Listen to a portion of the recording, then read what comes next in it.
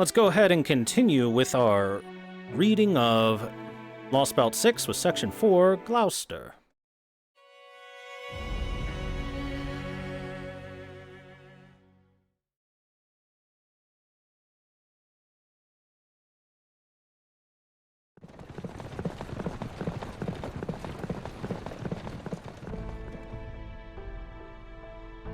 I see. So Tristan stayed behind. He was a great knight. I don't know much about fighting, but even I could see that. So if that's what he chose, it must have been right.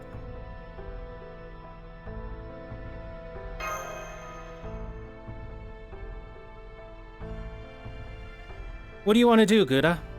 Do you want to go back to the ranch? There's probably not anything left of him by now, but you could at least mourn him. The whole ranch is in ruins now, and the Tam Lin's already left. It should be safe to go back if you want.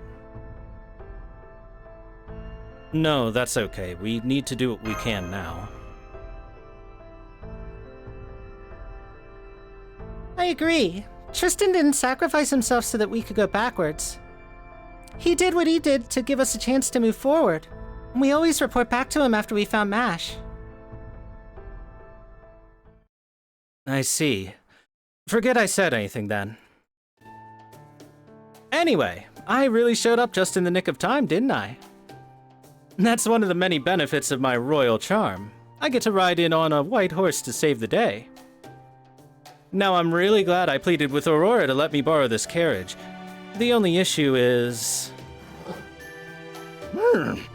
Is there some sort of a problem with the color of my coat? Well, I guess it kind of looks whitish in the right light, if you squint. Anyway, that's all I have to say about that. Thanks for cheering us up. So you're feeling better now. Great. Then here's another piece of good news. The city of Gloucester up north is about a day's journey from here. They hold auctions for rare and valuable goods every day there. And word has it that one of their hottest new items is a fairy with an unusual iron weapon. Apparently, some peddlers found them near the Nameless Woods. And they plan on putting them up for auction as soon as tomorrow. A fairy with an iron weapon near the Nameless Woods? That's gotta be Mash, I'm sure of it.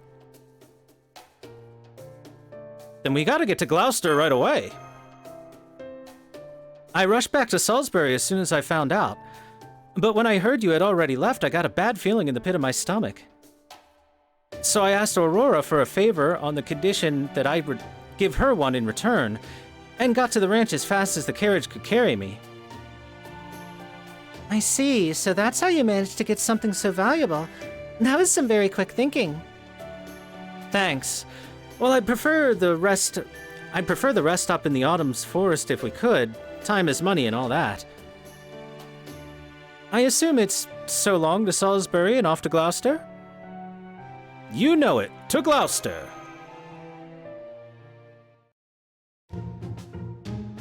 Excuse me, could I say something first? What is it, Horsey? We were just having a moment here, you know? I know, but I'm a proud Fey horse, the most rambunctious and chivalrous stallion in all of Britain. So, as a matter of principle, I can only entrust my back to those I have recognized as my master. I was willing to come this far on Lady Aurora's orders, but if you insist on going to Gloucester, well, I trust you see what I'm getting at? Carrots? A battle! And then we kick his butt. Contract finalized. I'm amazed you took my secret technique in stride like that.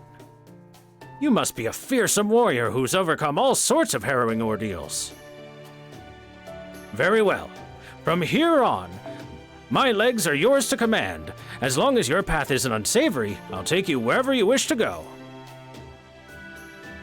If this Fey horse is the best she had to offer, maybe Aurora isn't as well liked as we thought. Oh, I wouldn't say that. This one's impressive in its own right. Anyway, I trust there's nothing else left to say, yes? Then please take us to Gloucester.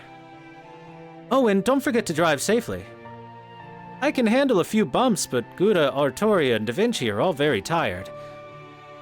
Not to worry, I can assure you that I've never broken a speed limit in my entire life.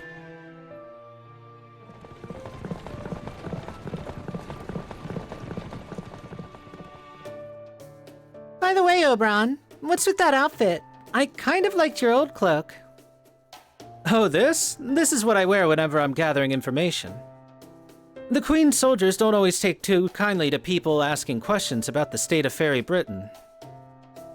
So I try to avoid standing out by dressing in drab traveling clothes. I see. I'm impressed, Oberon. I never consider an outfit like that drab. Oh? I didn't know you were interested in fashion, Artoria. Does that mean you prefer outfits like Da Vinci's, then?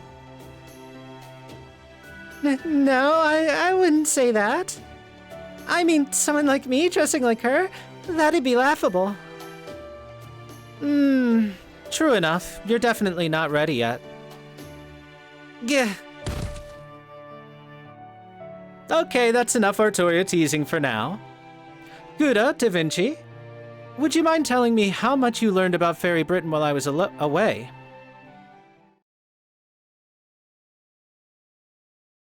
And that's about it. The regularly occurring calamities, the Moor, fairies who imitate human societies, the Salisbury Rebel Army, the Round Table Army of Londinium, and the Three Tam Lin. I'm impressed. If you already know that much, then I only have one more thing left to tell you. And what's that? High Queen Morgan's objective. As you know now, she's been inscribing command spells into fairies, levying magical energy from them as an existence tax, and ending the lives of any fairies who aren't able to pay up. Well, it turns out she hasn't been running such an oppressive regime for the last 2,000 years just to maintain her rule over Britain. Her real objective in this is to attack proper human history and transform it into a land of fairies. She wants to expand Fairy Britain to encompass the whole planet, overwrite proper human history entirely, and turn the Earth into one giant British Isle. I know it's hard to believe, but it's true. It's why High Queen Morgan continues tormenting the fairies even to this day. As you can see, we need to defeat her for humanity and fairykind alike.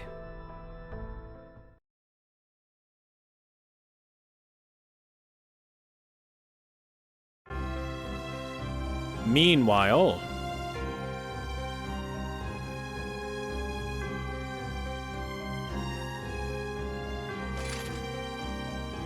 kneel, present, worship, submit. Bow your heads, leaders of the 6 clans. Bow your heads, 30 ambassadors, 100 officials. You are in the presence of High Queen Morgan, the ruler who expands our boundaries, upon whose shoulders all of Britain rests. Hear her words and obey. The same faces yet again, How terribly dull. I offer you neither absolution nor salvation. Remember always that all of Britain, down to the smallest pebble, is mine. Without my protection, the land of Fae would not see the next sunrise. Yes, Your Majesty. We are ever your humble servants. All of our time is yours. Our loyalty to you will never waver. Very well. You jesters may stand against the wall. I will now allow each of the clan heads to speak. What have you to say? Thank you for your generosity, Your Majesty. Please allow me the honor of going first. The Council recognizes Lord Spriggan, head of the Earth Clan and Lord of Norwich. Thank you, Secretary. According to our observations, Norwich's calamity pool should reach critical mass in approximately 10 days' time. I would like to take this time to say that if there are any lords present with property still in Norwich, please come speak to me after this meeting. I can assure you that even if the moor engulfs all of Norwich, our bell tower will remain safe within an impenetrable fortress made with anti-moor iron. If you wish to store your valuables there for safekeeping, I am sure we can come to an arrangement. It sounds to me as though you don't care if your entire city disappears as long as your money stays safe. The Council recognizes Lord Woodwoes, head of the Fang clan and Lord of Oxford. My request remains the same as ever. Your Majesty, I urge you to take this opportunity to expand your army. The Moor continue to grow in number every year, and these Round Table army upstarts need to be dealt with. So I must ask that you increase your human shipments and assign more humans to the barracks. Oh? Does this mean the Fang clan alone is no longer up to the task? I suppose not even the fairy, once known as the Sword of Britain, the great Lord Woodwoes himself, can defeat the specter of advancing age. Silence, you infant! How dare you speak to me like that? If we weren't in Her Majesty's presence, I'd crush your head in my jaws for such insolence. Now, Woodrose, you should know better than that. Remember, every fairy in Britain looks up to you. The Lord of Oxford and owner of the restaurant most responsible for our food supply should conduct himself like a gentleman, right? Right. I know that, Aurora, I do. I am not the raging frontline fighter I once was. I'm the calm, rational leader of my clan. What a joke. If this is to be no more than the usual sniping at each other, would you mind if I excuse myself, Your Majesty? We're putting up a very rare item for auction today, and I have a lot of work to do getting things ready. The Council recognizes Lady Murian, head of the Wing Clan and Lord of Gloucester. I already said my piece. Neither this Calamity Pool or the anti-Moor countermeasures have anything to do with Gloucester. So if all you twisted fairies want to do is argue with each other, by all means do so. Without me. Then again, Norwich has sent us good product lately, so I suppose we can offer our aid, if only a little. Do give my regards to Count Pepperon, Spriggan. Let him know that if he ever decides to move to Gloucester, he'll always have a place here.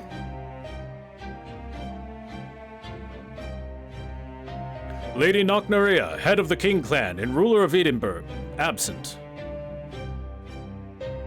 Lady Ainsel, head of the Mirror Clan and guardian of the Lake District, absent. At this time, and with High Queen Morgan's permission, the Council would like to welcome the Tam Lin from New Darlington.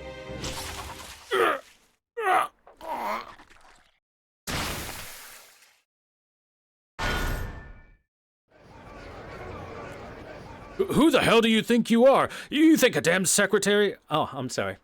Who the hell do you think you are? You think a damned secretary has the right to say my name?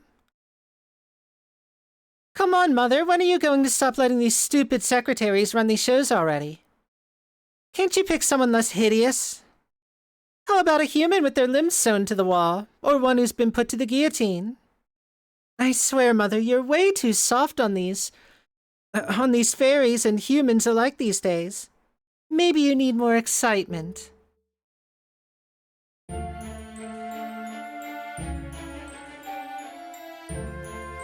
Eh? Why so quiet all of a sudden?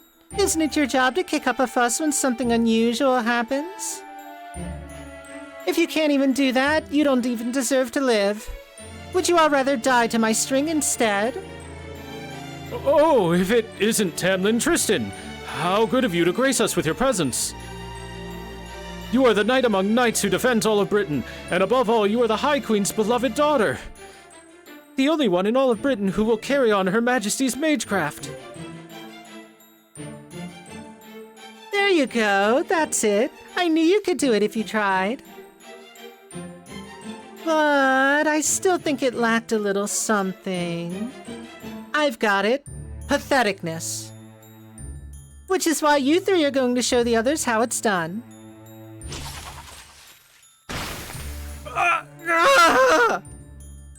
My feet! My ankles, they're gone! Ah! Go on now, jump. Let me see you hop around on those little stumps. All right, you're not supposed to spill blood here, and you three are getting it everywhere. So rude. You've gotten enough blood on the throne room floor. Just throw yourselves out the window into the pit now. My body! I can't control my body. No, please, stop! There's no coming back from the pit! Somebody please, stop that girl before she...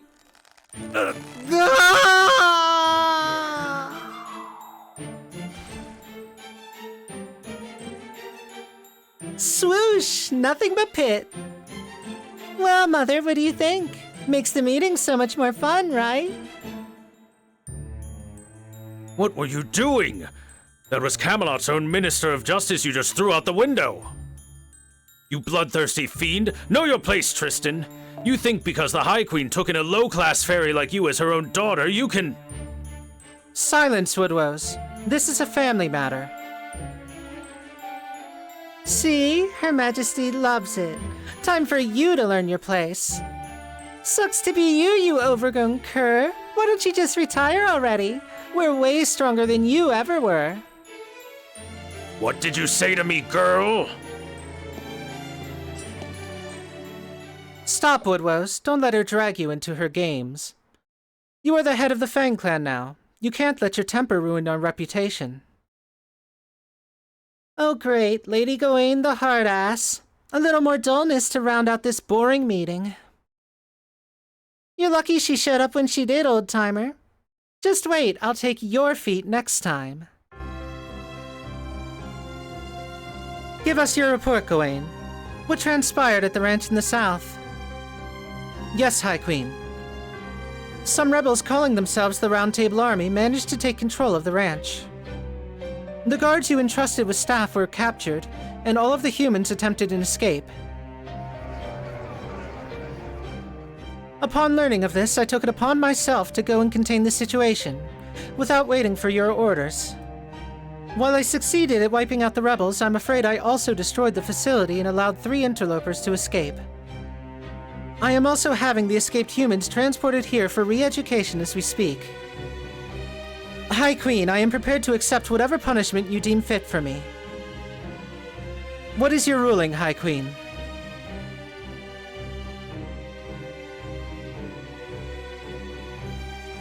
It is all right. In light of your accomplishments at Sheffield, I will overlook your failure today. Lift your head, Gawain. I plan to demolish that ranch in any case.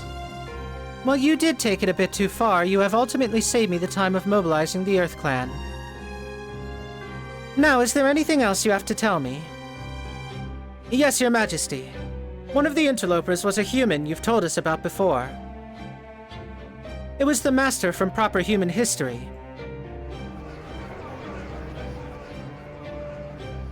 The Master of Proper Human History? Then Beryl Gut was right.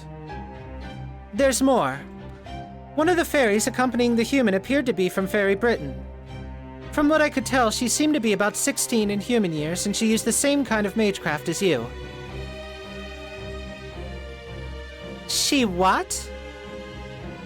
What are you saying, Gawain? You don't think that fairy is the Child of Prophecy, do you? The Child of Prophecy is no more than one of Ainzel's delusions. High Queen Morgan is Britain's one and only ruler. How could you believe in such nonsense like a common peasant? You are a servant of the High Queen. You should be ashamed. Oh, quit yapping, you goddamn mutt. Now, Lady Tristan, you can't blame Lord Woodrose for being upset. The Child of Prophecy is also connected to the Tintagel incident, you know. After all, the coastal village that was harboring her, you know it, right?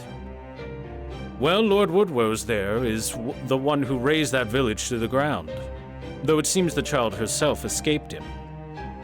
Apparently, there was a girl of about 16 with long golden hair who managed to break through the blockade of Fang Clan fairies surrounding the village.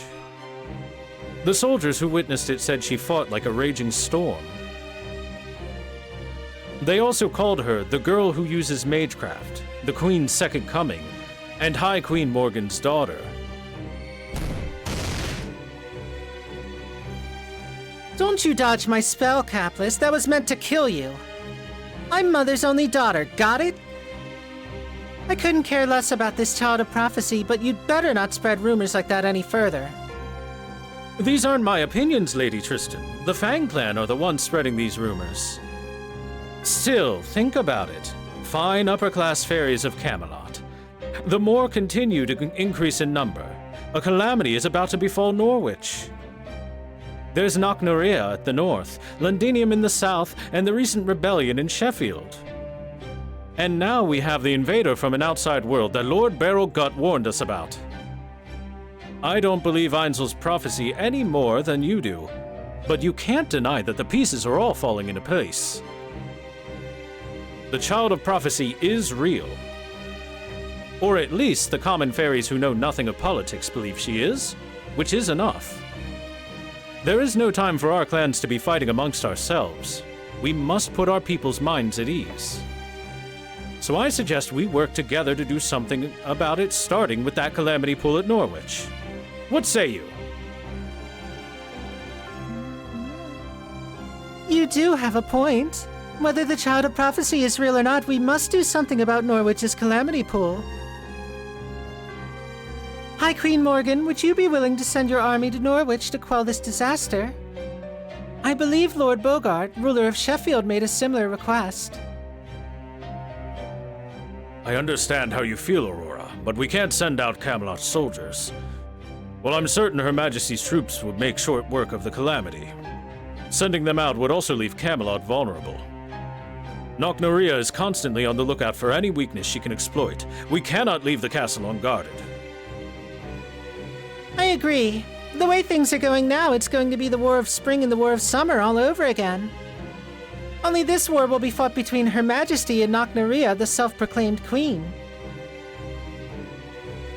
We do have the upper hand over her forces, but only just. The Wars of Spring and Summer? You speak of the Fey-era war between the North and South fairies, yes? Indeed, the Northern fairies have been claiming dominion over Britain for thousands of years. I thought they had settled down and agreed to submit to High Queen Morgan's rule, but it seems they're still up to their old tricks. Ah, how deplorable. Why can't they simply pledge their loyalty to our High Queen like we have done? Given the circumstances, I suppose this truly isn't the time to worry about Norwich. Though it pains me to say this as their lord, I'm afraid I have no choice but to let my residents die and... Worry not. I will use the water mirror on Norwich.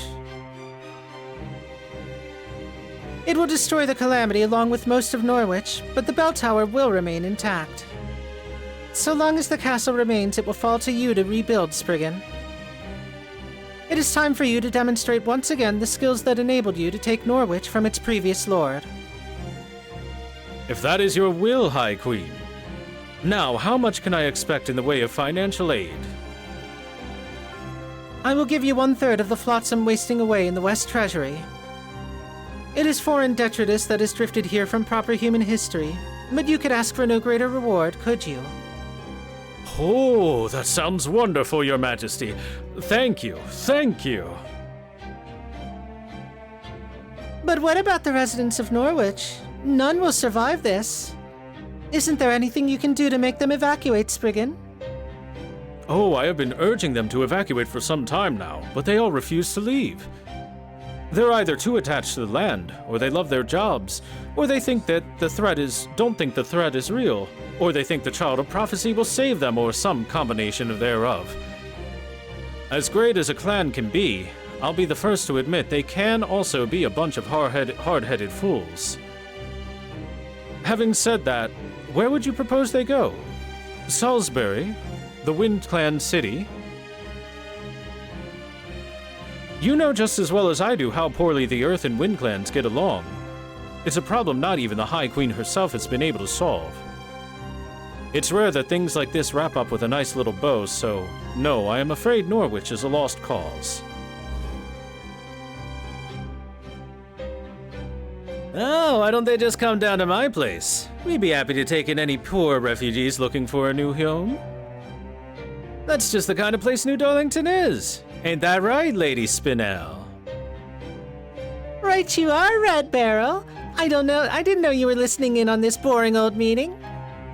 Now, my fair lady, don't be like that. There's nothing boring about it. These clans have agreed to put aside their many differences and focus on what's best for Britain's future, you know? You won't find a more entertaining show anywhere in the country. Not that you'll find any other show in this country either, but still. I've changed my mind. Lady Aurora, let's arrange a time to discuss the particulars of evacuating Norwich's residents to Salisbury once this meeting is concluded. Whatever our differences, I'll gladly take that over subjecting my fellow fairies to the National Slaughterhouse Theater. These problems concern Fairy Britain, and we fairies should be the ones to resolve them. Oxford will be glad to take in refugees as well. While I can't stand how many rules the Earth Clan's smithing breaks, that doesn't mean I'm about to send them to a needless bloody death. Gloucester's neutral stance remains the same as always. Our doors are always open, both to refugees and to fairies who are tired of being beholden to their clan's customs. Eh? What, now you guys are all buddy-buddy? I guess you must really hate me, huh? Man, that makes me real sad. You'd think High Queen Morgan's first ever boyfriend and future King of Britain would get a little more respect. Yeah, Beryl, hurry up and marry Mother already. The most powerful fairy in all Britain marrying a human. Freaking hilarious. And then you'll marry me next, right? Isn't that what you humans do? Marry as many people as you like? Of course, Lady Spinel. But let's not rush things. No matter how much you may care for someone, the moment they belong to someone else, a lot of the shine tends to come off. There's no guarantee the same won't happen to you. Once you see me as Her Majesty's husband, you might wonder what you ever saw in me at all. So we don't want to make any hasty decisions when it comes to marriage. And who knows, maybe the partner of your dreams is even closer than you think. You don't have to worry about that. There's no one else for me but you. Very well. I understand your concerns. My course of action remains unchanged from my public declaration. At the end of the year 2019 of the era of the High Queen, Fairy Britain, the land of the Fae shall rule this very planet. The walls of light that surround the British Isle will disappear, and our world shall overwrite the wicked world that lurks outside. Once it does, you shall all be free of the calamities, and a new age shall begin. I shall build a new land of fairies, and your clan shall die to serve as its foundation. Yes, High Queen. Your will is our command. Then here is my decision. Nothing needs to be done about the Calamity Pool in Norwich, so you will not advise its residents to evacuate. Regarding the Child of Prophecy, I will consider the threat she may pose to my rule. And furthermore, once the invaders from proper human history Beryl Gut spoke about are found, they are to be captured and brought here alive. There is something I will have them tell me. If the Master Gawain Saul is also accompanied by the Child of Prophecy, so much the better. Woodrose, Spriggan, Murian, and Aurora. You are all to assemble a team and begin your search at once. I want to see those rebels and invaders brought before my throne. Whichever clan brings them to me shall be rewarded with 500 acres of land. This meeting is now concluded. Clan heads, you are dismissed.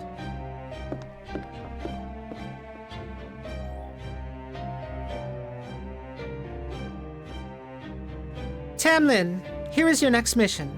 As before, you need not search for the Child of Prophecy.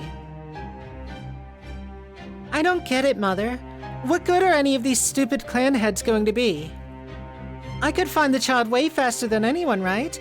All Lancelot has got going for her is speed. I can use the infinity mirror you gave me to go anywhere at a moment's notice. There is no need.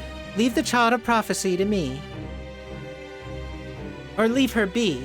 I will send word of my edict later. The rest is in your hands, Tamlin Gawain.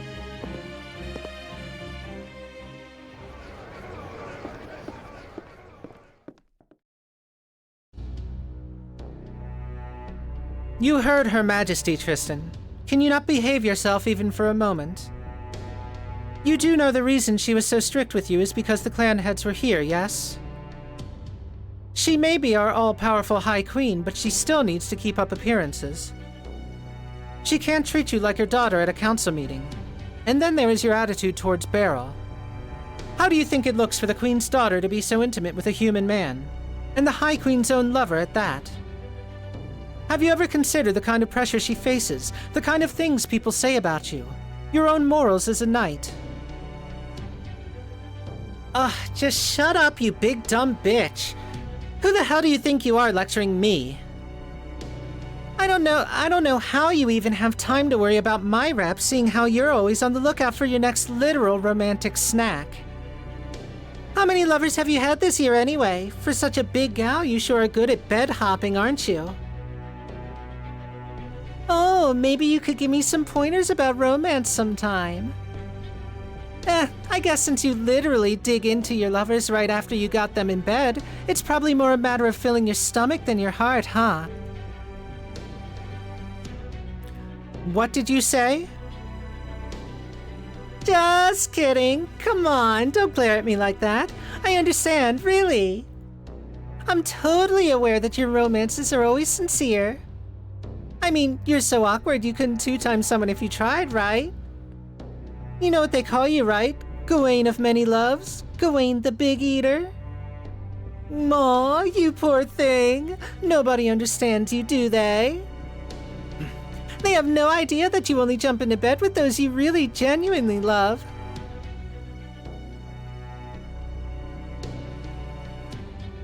I'm going back to the castle. You should stay on standby until further notice.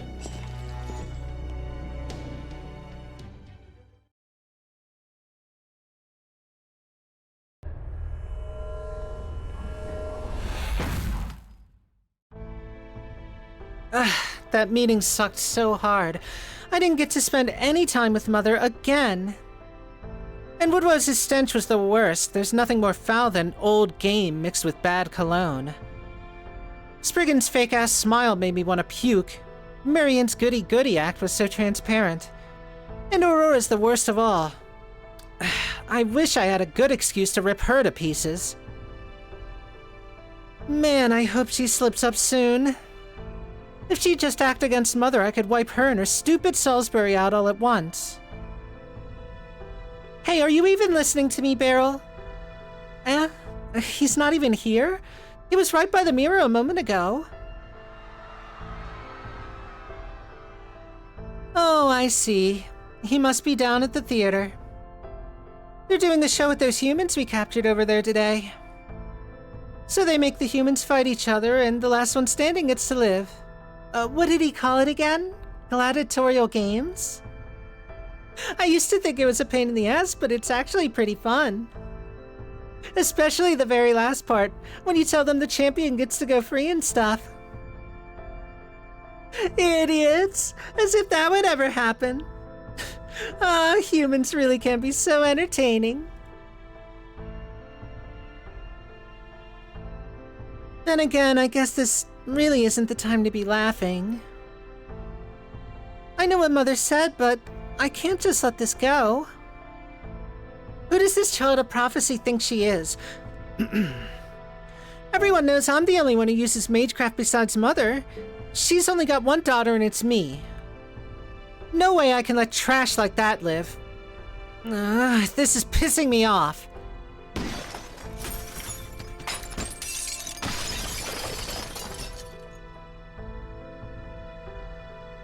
Right, I know what to do. Times like this, there's nothing better than shopping. Let's see what the newspaper has today. The Knocker Company's getting out of Gloucester. New brands are coming soon. So Spriggan's shop is going out of business. Well, that's too bad. Spriggan sucks, but his shop at least had good shit.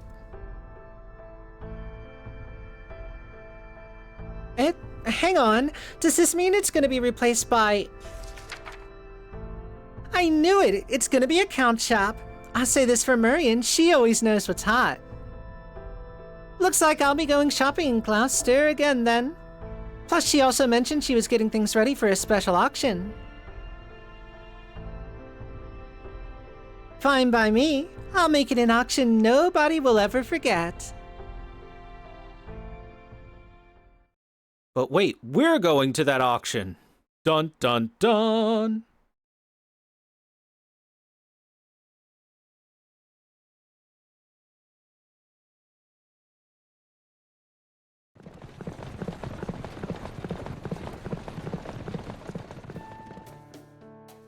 Look, Gouda, you can see the city off in the distance now.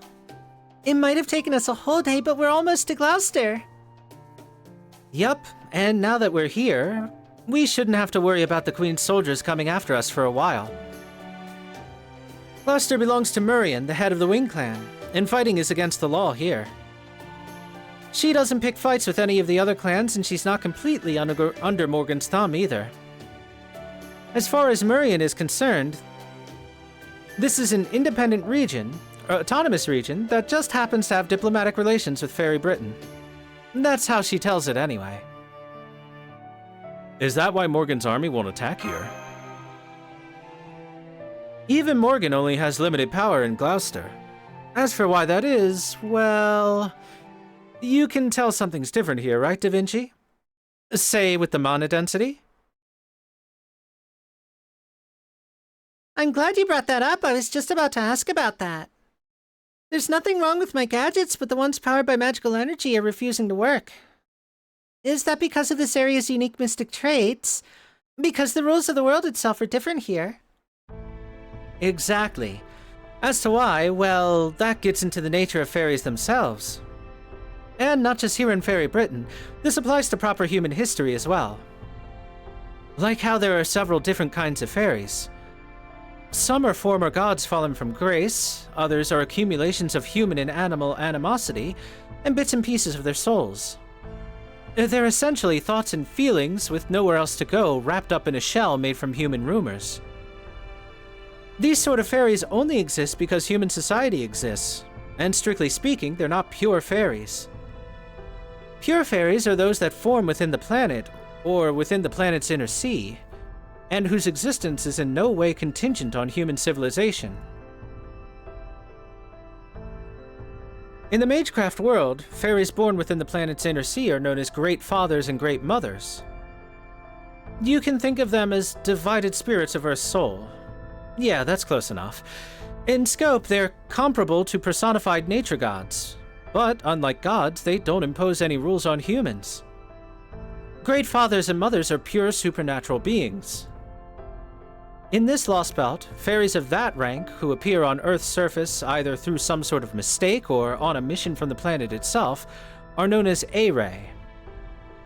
In proper human history, the fairy who lent King Arthur his sacred sword was a Great Mother. And I'm guessing proper human history's Morgan also inherited that Great Mother's authority. Though of course Morgan's father was also King Uther, the ancient king of Britain, so I suppose that would make her a human-fairy hybrid. King Arthur, on the other hand, is a human-dragon hybrid. They may seem similar on the surface, but deep down they couldn't be any more different. Oh? How so? The fact that one ultimately decided to defend humanity and the other mystics. King Arthur chose a Britain where humans could thrive, and Morgan chose a Britain where mystics could thrive. As for which one chose correctly, well, your own proper human history bears that out. If mystics had continued to rule Britain, it would have resulted in it being excised from all of human history. But I digress, getting back on track. Aray are equivalent to a Great Mother, but possess a will of their own. They have a unique ability to remake the world around them according to their inner truth, or rather their essence. This phenomenon is called a Fey domain. It's a grand mystic that only very powerful fairies possess. And Aray generate descendants, or terminals if you prefer, simply by existing. These descendants are called Forest Children and Stone Children, and they're the majority of fairies in Fairy Britain. These descendants may have only a tiny fraction of an Aray's power, but that doesn't change the fact that they are descendants. And some of these descendants have more A-ray blood in them than others. Murian, the head of the Wing Clan and the Lord of Gloucester, is one of them. All that is to say that Gloucester has a Fey domain that can be quite a pain in the neck. A domain that takes Murian's temperament and mischievous nature and turns it into a law that denies strength itself. A law that denies strength itself, so the weak become strong and vice versa. It did behave like that for a time, but now it's a little different. These days, nobody is allowed to bring strength achieved through training into Gloucester. All who enter, even Morgan herself, are left with no more than the strength they were born with. So it's a city where everyone goes back to being level 1, but... Yep. The ones most adamant about making rules are also always the ones with a way around them. So it's probably safe to assume that Murian's the only one in the city who doesn't have to play by her rules. And if that's true, it also means her word is law there, so keep that in mind.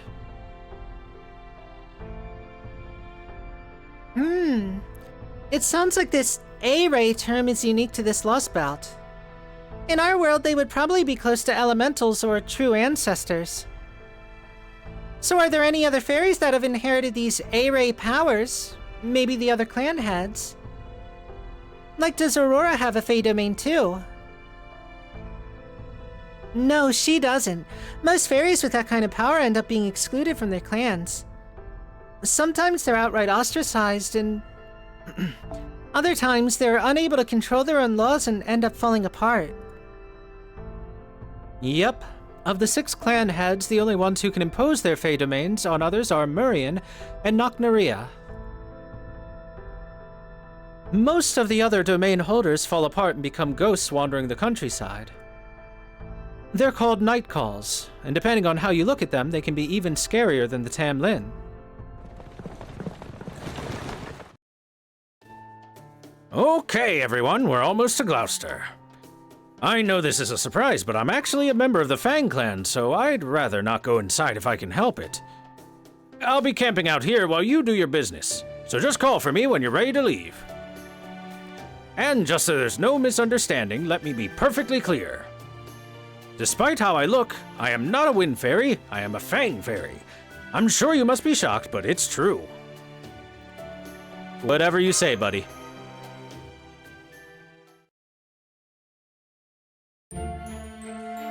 Okay, let's split up.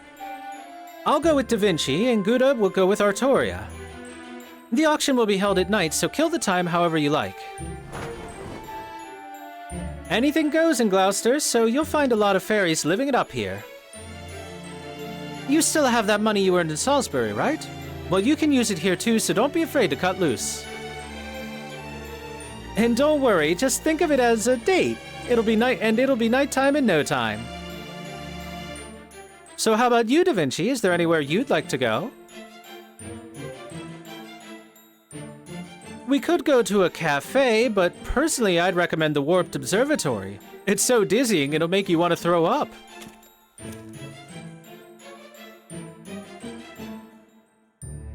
Oh, he's already headed there! Why would he even ask me in the first place? Anyway, I know this is short notice, guys, but are you alright with this? You are? Okay then, I'll play along. Wait up, Oberon! Aren't there any museums around here? With so many fairies in this Lostbelt, there has to be at least one painter.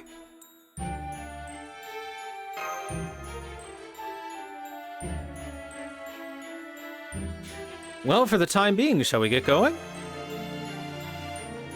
For the time being? Oh, I'm sorry, this is all happening so suddenly that I'm still catching up. Well, we've already come this far, no sense holding back now, I guess.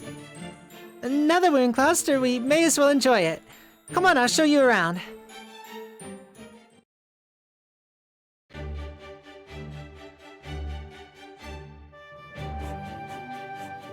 Oh, so this is Gloucester. There's so many things that seem vaguely off here. It's very strange, isn't it? I felt the same way the first time I came here. Far away things look big, close up things look tiny. Sometimes there's pink rain, sometimes the main street is covered in rainbows. Sometimes boys become girls and girls become boys. And basically, it's a whirlwind of constant change. The last time I came here, I got 0 out of 10 in a princess pageant. A girl wearing a scarf made out of insect thread made me take off all my clothes and... Your clothes? Why? She, said they were so ugly I'd be better off without them. I wonder what that girl's up to now.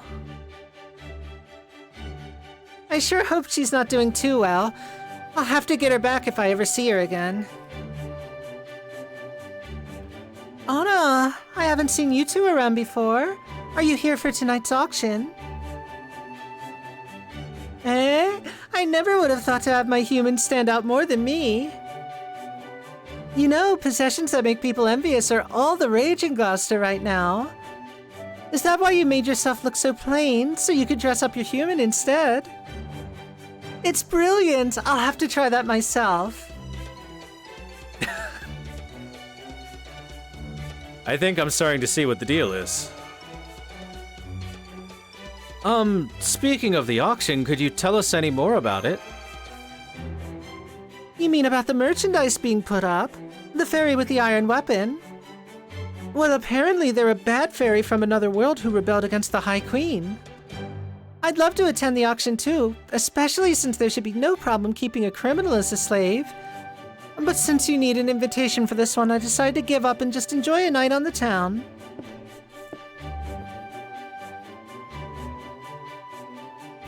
Sorry, I know I should have been the one to ask, but I just kind of froze. That's okay. Don't worry about it. It's okay to take it easy. You're right. I guess I was more tense than I realized. I feel more relaxed now. Anyway, she said something about an invitation, didn't she? Well, we won't be able to get one on our own. They're only sent out to upper-class fairies. I don't like it, but it looks like our only option is sneaking into the auction hall. But don't worry, there's no one better at stealth magecraft than me.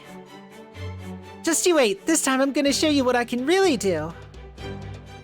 Right, got it. Help! Is anybody there? My pet mice just escaped from their cage.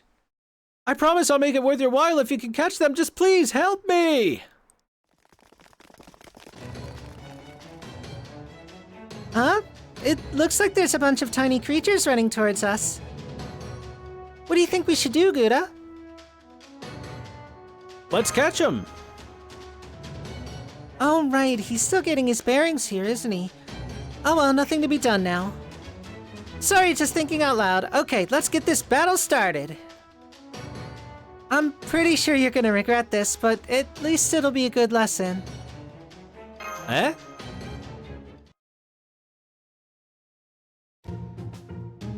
Those were mice? Big things seem small and small things seem big. That's just what happens in Gloucester sometimes. Now do you understand?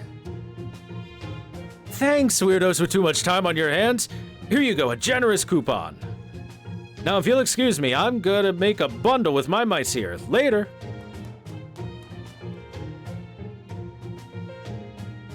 A coupon, huh? Let's see. Knocker Company Surprise and Security. Oh wow, it's for S&C. Do you know it? Spriggan and Capless, I mean. It's Fairy Britain's very first department store. Grandpa told me about it. This is great. And look, according to the map, it's not far from here. Come on, let's go check it out.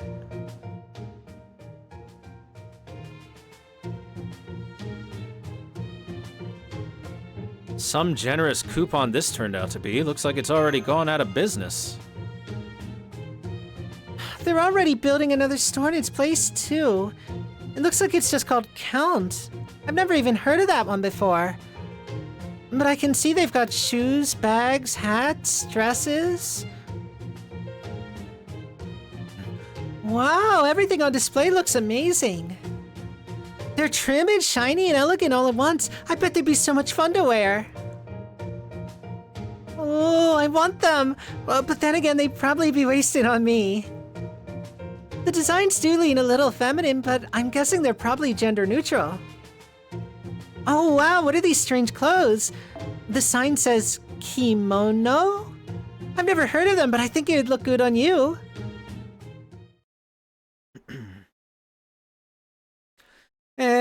Not bad. You've got a pretty decent eye. But would you mind keeping it down a bit? I'm trying to stay incognito, so I don't want to attract too much attention. Oh, sorry, I'm from a very small town, so... I see. So what, you wanted to see the big city before Calamity shows up and kills you or something? You're lucky you're not one of those cheeky Gloucester fairies. You're also lucky your ankles aren't to my taste. Be grateful your boots are so frumpy. They are? I guess they are, huh? Still, they're very practical. An odd Goggy could go to town on them and I wouldn't feel anything. You actually have to worry about Goggy bites. You must come from a real hick town. I mean, you've got the looks of a pretty upper-class wind fairy, but you're stuck doing your own farming. Man, it must be rough out in the sticks with so few human slaves to do the heavy lift. Ting. This is weird. Really weird. Don't you think this conversation is weird? She's really staring at me. No, I don't think so. It's just neither Good nor I are used to dealing with city fairies, so, Not used to them, huh? I see. So that's why you're not scared of me. It feels like there's more to it than that, though. That's strange. How come I'm not pissed off? I usually hate every fairy I meet. Oh well, I guess that's just how some days go. And plus, there is the auction coming up. Oh, are you interested in the auction? Do you actually have an invitation? Oh, well... We actually came here for the auction, but we didn't know we needed an invitation to get in. I see, an invitation, eh? You know, I do have an extra one. But I'd sooner feed it to a goat than give it to you.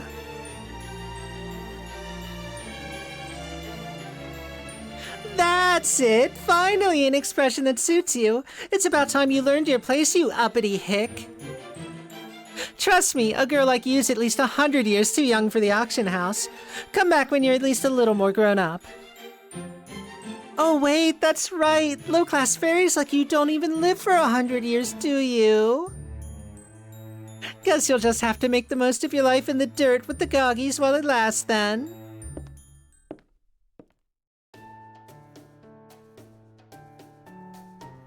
She was, quite the fairy, huh?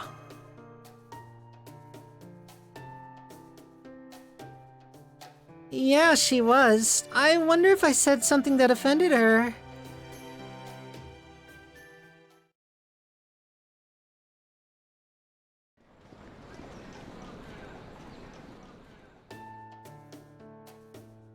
An invitation? Of course I've already got one. What about it? Guess you'll just have to unveil your grand magecraft another time, Artoria.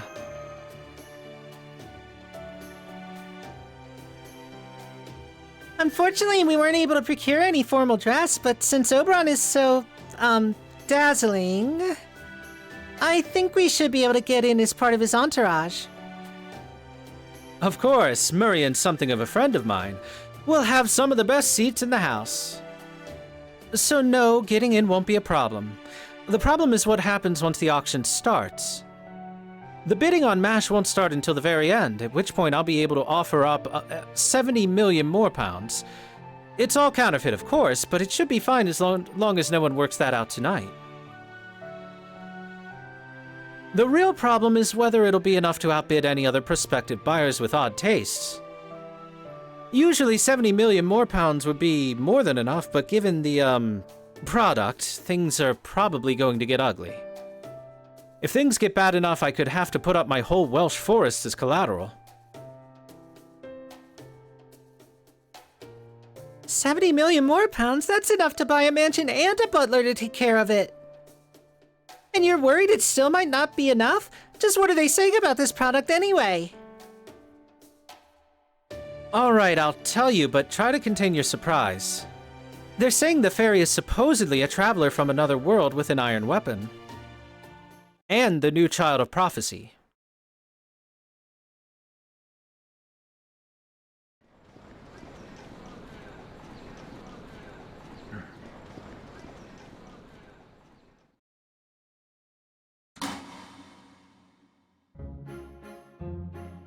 Good evening, ladies and gentle fairies. Oh, I'm sorry. If I recall correctly for who this is. Welcome to Gloucester's auction house. Why put off until tomorrow what you can do today? Who cares about clan pride when you can boost your own brand? We know what you want, which is why we are once again proud to present a wide array of items sure to pique your interest. Have you taken a look at our catalog? Have you found any items that speak to you? Wonderful, wonderful! I can see you are all enthralled by our selection. Now, let's get right to it, shall we? We hope you enjoy this latest Lady Murian production. It's starting. I see, so you say the bid yourself, huh? In most auctions, the buyer quietly holds up a sign and an agent then bids for them. But it looks like agents aren't allowed at this auction, so we have to shout our bids ourselves. What is it, Oberon? You nervous about something? Did you see the third item up for auction? It's one of Shakespeare's unpublished manuscripts. Maybe it's Flotsam that drifted here from proper human history. Man, now I'm really curious. Maybe I'll waste just a little money bidding on it. No, what am I saying? I have to bid on it! Oh no you don't, we're only here for one thing, the Child of Prophecy. Besides, if you bid on something now, they'll notice your cash is counterfeit by the time they get to her. Just do your best to resist. If you want an original work from a famous artist that badly, I'll make you something myself. Oh, really? I didn't want to be the one to bring it up because I thought it'd be a bit gauche, but now you're saying it's okay. Okay, Da Vinci, I'm gonna hold you to that. Just let me know when you need me to pose for my portrait. You're really enjoying this, aren't you? I can see this place is nothing new for Oberon. I feel a lot better knowing this, about this knowing that. Okay, I'm just gonna sit quietly until our auction comes up. And besides, I don't want to stand out too much anyway.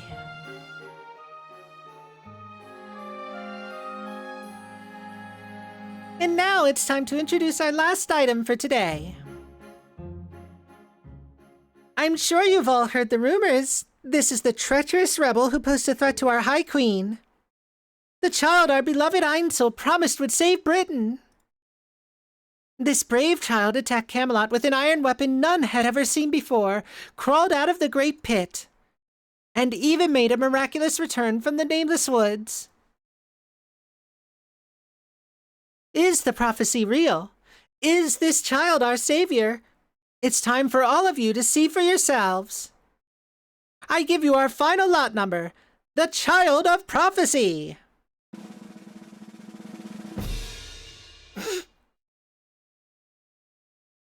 Eh? Bah? Grandpa? Well, excuse the hell out of me for being old. Wait, hang on, who was that? Say that to my face, why don't you? Easy there, ladies and gentle fairies. Please, let's all take it easy. This man's attitude may be as foul as his mouth, but his magical energy is truly impressive. What's more, he is a gifted craftsman capable of forging wares that put all the blacksmiths of Norwich to shame.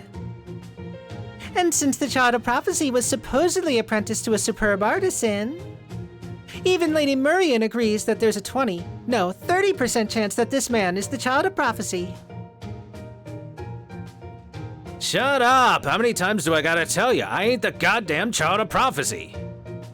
I'm Senji Muramasa, a lone servant. Now let me out of this cage, damn it! I don't know what's going on here, but that's definitely Senji Muramasa, the foreign god's disciple. What's he doing in Britain? And why is he up for auction? You know that man. Oh, then does that mean he's not MASH? No, that's definitely not MASH. But he's also not a stranger I can just abandon. A servant? So he's a servant too, eh? I see, so that's why. Fairies here don't know what servants are, and they can't tell them apart from fairies. So we have a servant who came from another world with an iron weapon who defied the queen. No wonder they thought he was the Child of Prophecy. But he's not, this is practically fraud. So what do we do now? The bidding has already started. Well, we save him, of course. Got it, just leave it to me. Luckily, everyone else seems caught off guard too. So, 70 million more pounds should be more than enough. Let's start with 1 million and take it from there. The bidding starts at 1 million more pounds, 2 million, 3 million, 4 million, 4.5, 5 million. Lady Artoria's party is now in the lead with a bid of 5 million more pounds. Do I hear 5.5? Why did you use my name? Oh, don't you think it's much more exciting that way? The Child of Prophecy buying another Child of Prophecy? That's one for the history books. Oberon!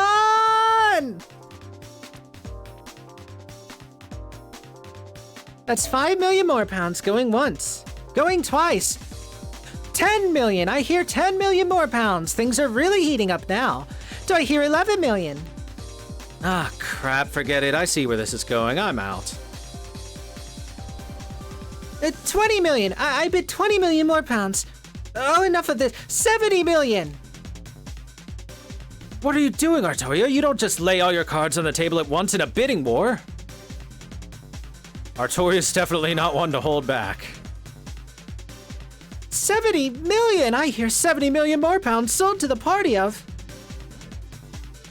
100 million more pounds. I don't know what kind of nouveau riche clan you come from, but you have no business being here.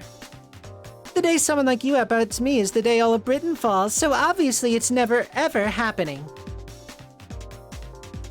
Oh yeah, that's what you think. Okay, in that case, I bid 101 million more pounds with Oberon's land as collateral. Are you nuts? My land won't even bring in 10 million. Oh, I'm afraid I can no longer make a call on this auction. What say you, Lady Murian? Which of these buyers has the more certain purchasing power? Very well, step down, auctioneer. Difficult decisions like these are mine to make. Whether genuine or not, the fact remains that the Child of Prophecy is the main draw of tonight's auction. Whoever buys him must demonstrate not just wealth, but standing. So at this time, I would like to ask both remaining bidders to please come to the stage. Ah, so that's how it is. I'm glad you understand how these things work, Murian. No one has more standing than me. Looks like the new money's headed for the executioner's block. Oh crap, we've been called up to the stage. This is unheard of for an auction. Is this just how they do things in Gloucester, Oberon? No, I've never heard of anything like this before either. Damn it, Murian, what are you up to? Artoria, I'm sure this is some kind of trap. It's best if you just stay in your seat. If you go up on that stage, you're going to regret... Why is Artoria's chair empty? I'm afraid you're too late, Oberon. She already took Gouda's hand and headed for the stage. Oh, damn it, why did she have to pick now of all times to develop an impulsive streak?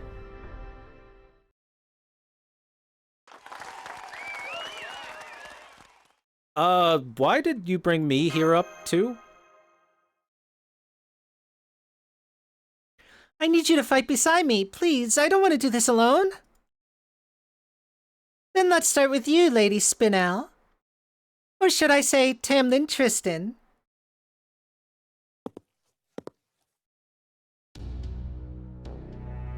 Yep, that works. I am the daughter of High Queen Morgan. And the artist of blood. I am the fairy with the most gorgeous dresses of all. I am Tamlin Tristan, the one who will one day own all of Britain. Well, your turn, little girl. Go on, share your pathetic name with all of us. Oh, it's the fairy we met earlier. What do I do, Gouda? I can't believe she's a Tamlin, and she's Morgan's daughter, too. I swear, why do these things always happen to me? See? I knew you couldn't do it. But hey, of course you couldn't. What fairy could ever compare to me anyway? You put up a good fight, but you're still just... Hey, you're that girl. Okay, I'll be nice and let you off. Then allow me to introduce her instead. This fairy comes from the village of Tintagel and will turn 16 this year. This miraculous child wields magecraft. She taught herself, just like our queen did, and she also managed to slip a dragnet laid by Woodwose himself. Please take a good look, everyone. That is the Staff of Selection that she holds in her hands. Her name is Artoria, and she is the genuine Child of Prophecy. Cat's out of the bag.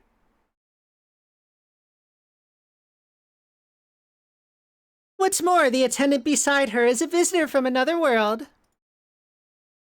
He is the traveling star who will guide the Child of Prophecy, the other light that will save Britain.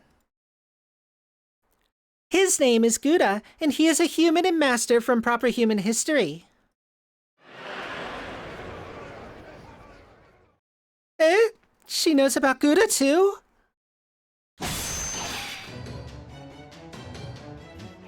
No violence, please, Lady Tristan. The bidding is not yet over. Now that you are both here on the stage, you both have an obligation to try and complete your bids. But unfortunately, Tamlin Tristan Artoria, the Child of Prophecy, you are equally matched. Neither of you has the edge over the other in wealth or standing, so these cannot be the determining factor here. You think she and I are equally matched? What are you, blind and stupid? I outclass her in every conceivable way. Strength, beauty, elegance. It's not even a contest.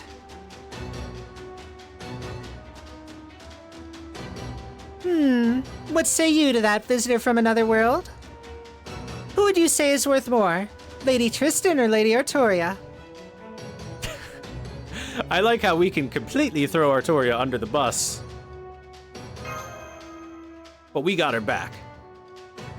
It's Artoria, she's number one. You're dead. You hear me? Dead. Very well then, how about magecraft? Both of you practice magecraft, which is considered pretty useless in Britain.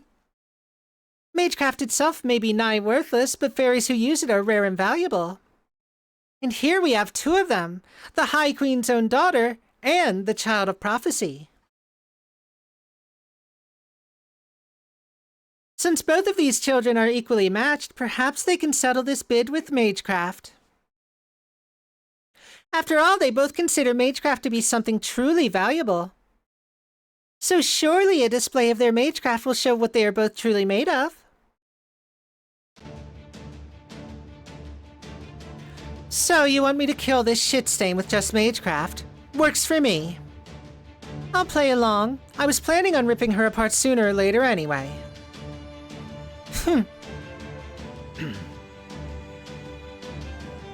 If you're the queen's daughter, then you probably grew up in a fancy castle never wanting for anything, huh?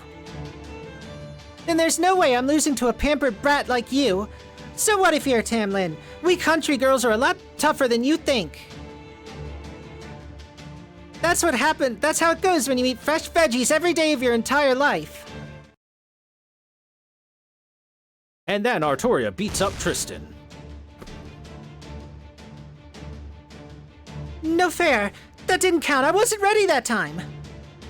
This isn't my actual power. I'd have plenty of magecraft if I just went back to the castle. Magecraft is built on hard work and steady effort. You could have used so many things here once you ran out of the magecraft trinkets you had on you. For example, this carpet that would go up in flames at the drop of a hat, or those lamps you could turn into bombs with a little magical energy. But instead, you just threw up your hands as soon as you ran out of the tools you brought with you. Really? Now listen and listen good. You're at least 100 years too young to learn magecraft. Why don't you start with parlor tricks? Oh, shit. Yes, nailed it. You freaking bitch! That's enough. We have a winner. As Lady Artoria's magecraft is superior, she will be the one to purchase this suspected child of prophecy. This concludes tonight's auction. Thank you all for coming, and please take care on your way home.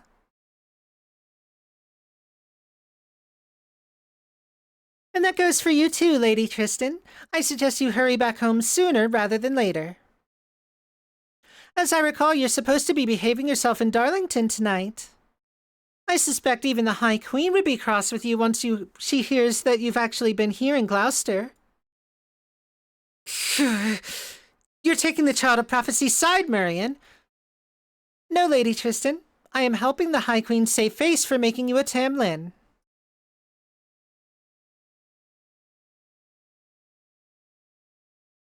I can clean dirt off my auction floor hall easily enough, but the High Queen's dignity is not so easily restored. You see, some fairies are bound to take issue with your selfish antics and lose respect for the High Queen. I'm sure I don't have to tell you how fickle fae folk can be. And I, for one, would rather not increase Knocknaria's numbers. Fine. I'll go then.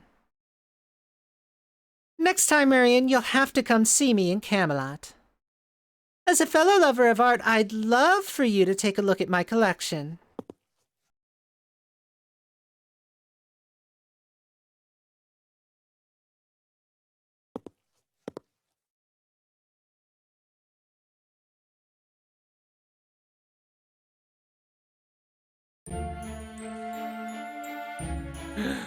Oh man, it's finally over. That was so nerve-wracking, I thought for sure we were all gonna die. But that girl actually beat Lady Tristan, I can't believe it. She's no taller than me, and she has about the same amount of magical energy as me. But she carries herself with so much dignity. She's amazing, unbelievably amazing.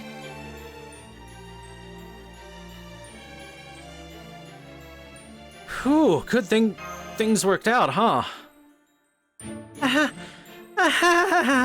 My knees only just started knocking. Still, I couldn't just sit back and do nothing. She may have been dozens of times stronger than me. But the way she was acting when she called herself Tristan, well, I just started seeing red. I never expected to run into the second Tamlin already. But hey, at least you won your magecraft battle against her. That was great. The only problem now is... Huh? I'm back to normal now that the cage is gone. How the hell'd that work? Our newly freed compatriot Muramasa. I don't have time to tell you an Oberon this before, Artoria, but while Muramasa here is also a heroic spirit from the outside world, that doesn't mean he's on our side. He's a disciple of the foreign god, which means he's working against proper human history. So he's your enemy, Gouda, but didn't you call him Grandpa earlier? Well, that's because he is a grandpa. Don't bother explaining. We've just had a few other run-ins, that's all. I ain't exactly mortal enemies with these people, but we ain't exactly friends either. We just keep running into each other for better or worse. Ain't that right, Gouda? If you want to fight me, I'll fight you. If you don't, that's fine too. I'll even brew you a cup of tea if you want. Like they say, even chance acquaintances are divine ordinances. Anyway, I gotta say, girlie, between that staff and that outfit, that was a hell of a show you put on. You really nailed that last line of yours, too. Gotta say, you British mages are a real breath of fresh air. Thank you? Gouda! What's with this guy? He looks so young but acts so old. He's also got a terrible aura about him, but I don't sense any hostility from him at all. Okay, just hang on, Muramasa. This doesn't change the fact that you're a threat to us. So for now, let me just ask you this. How did you end up in that cage? I could have kept this to myself forever and died happy. But I suppose you got a right to know. Alright, I'll keep it quick. After you people left Olympus, the foreign god gave me a new order. Told me to infiltrate the British Lostbelt and take care of its king. She also said something about how this place was still growing when it wasn't supposed to no more. Rasputin had his hands full with something else, and we couldn't get a hold of Limbo. So I made my way here and broke into the big castle at the Lostbelt Center alone. Those Tam Lin whatsits were so taken aback that I didn't even have any trouble making my way to the throne room. But just when I was about to take the queen's head, someone crazy strong flew in at me out of nowhere. Next thing I knew, I'd been knocked clean out of the throne room. I tried to fight her off in the air, but she just swatted me down into a big hole outside the castle. She also punched a bunch of holes in my spirit core in the couple of seconds it took before I fell into the hole. A normal servant would probably have died about, 12 times from that. But unfortunately, the foreign god did something unnatural to my body to keep me alive. So I woke up later still kicking. Once I was able to move about again, it took me 3 days to crawl out of that hole. I'd broken my sledgehammer during the fight, and I stopped by a village with a blacksmith and spent another 3 days there fixing it. On my way home, I got lost in some weird woods and wandered around aimlessly for another 3 days before I collapsed. Then I spent another 3 days in captivity after some unsavory fairies found me unconscious near a road. After that, they sold me to this strange city where I spent the last 5 days talking and showing off what I can do with a forge.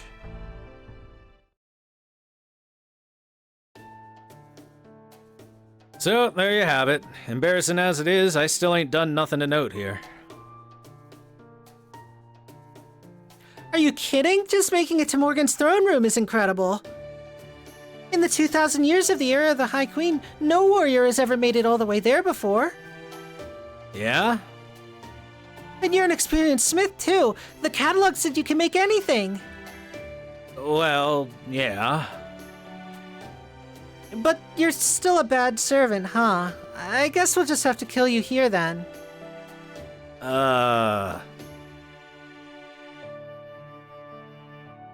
It isn't a servant's actions to date that determine whether they're good or bad, Artoria. Servants are basically mercenaries. All that matters is who they currently have a contract with and what they're going to do next. And who are you, another servant?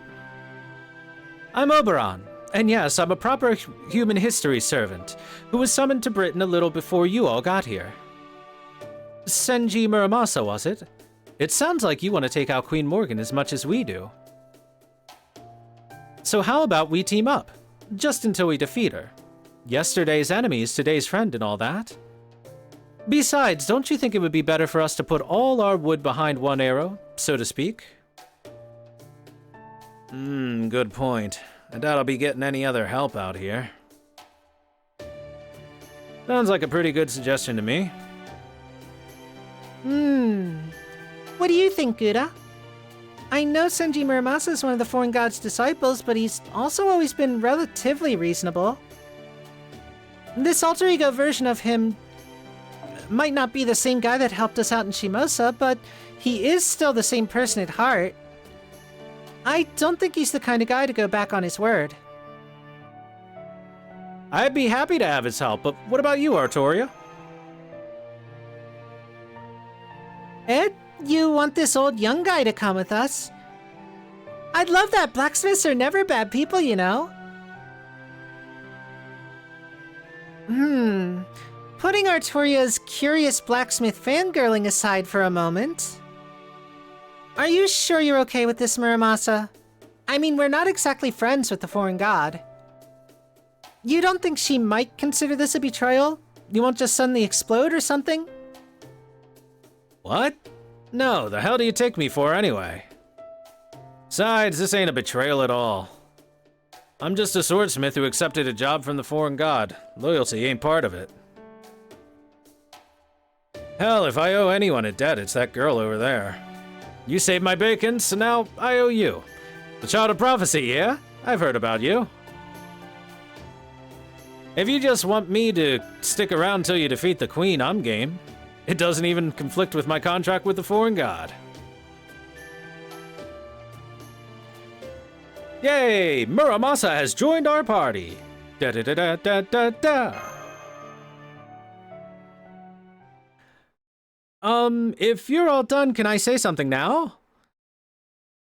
Thank you for bidding with the Gloucester Auction House. Now then, our proprietor would like to extend her congratulations on your purchase while we take care of the financial side of things. So if you will please come with me, I will take you to Lady Murian, the Lord of Gloucester. She's expecting you at her mansion.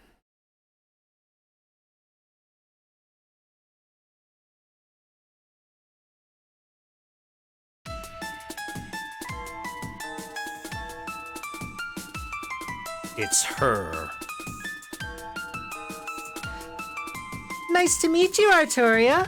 And you visitors from Proper Human History.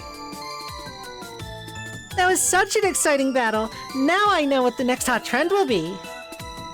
I'll call it convenient necessities you can make yourself. Simple, fulfilling, magecraft items for good luck.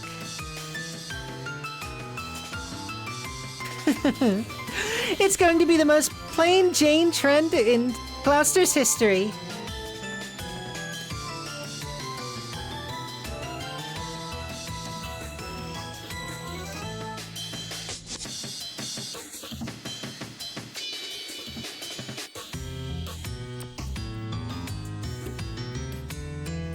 Sha-la-la-la!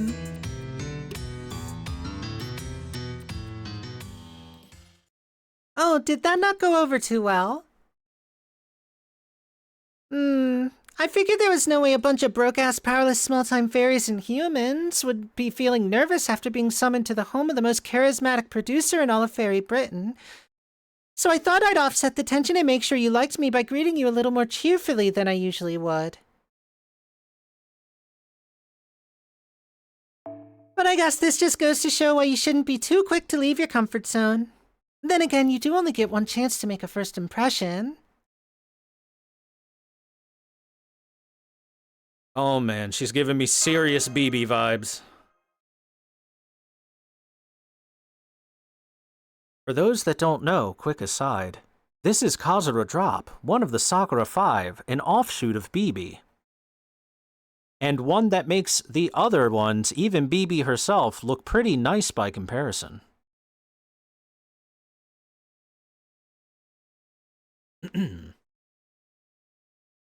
Yes, hello, I am Murian. I don't need to keep going, right? Anyway, it's a pleasure. Oh, thank goodness you're back to your usual self, Murian. I was beginning to think you'd been body snatched. And what the hell was that? Are you turning into a Moor or something? Don't be rude, Oberon. I am the perfect fairy lady, and I always will be. That was just me going above and beyond. I've been so excited to meet a human from proper human history who isn't Beryl Gut, you see. My fey eyes might not be what they used to, but I can still make out auras. You're good, yes. You're just as darling as I thought you'd be.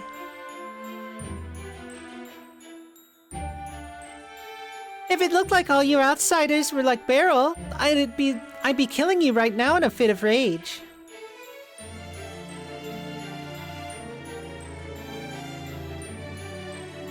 But I'm relieved to see you have a perfectly decent aura about you. It's enough to give me hope, if just a little. Thanks, but we're still trying to wrap our heads around this situation. So you know about proper human history and you're welcome us here anyway. Do I have that right? Oh god, nothing but lolly voice. Don't make me laugh. I'm not afraid of proper human history. I'm sorry, that's not quite right. It's not proper human history that worries me. It's you Chaldeans. From what I've been told, you've been to all sorts of other worlds. So first of all, I'm going to learn for myself exactly what it is you plan on doing in Fairy Britain.